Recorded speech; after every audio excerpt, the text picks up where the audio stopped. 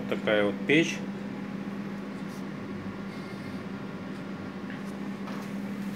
Один шнек подает пилету, второй заводит эту пилету внутрь. Идет горение. Эх, как бы так уже не видно. О, видно. Идет горение.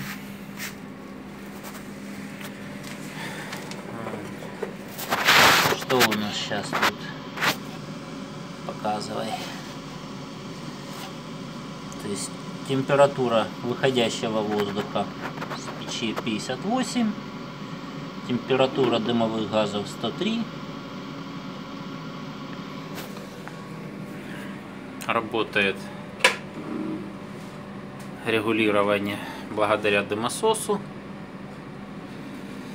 И есть разводка по помещению уже теплого воздуха.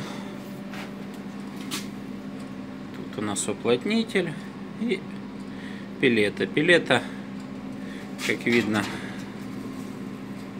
сорная и семечки.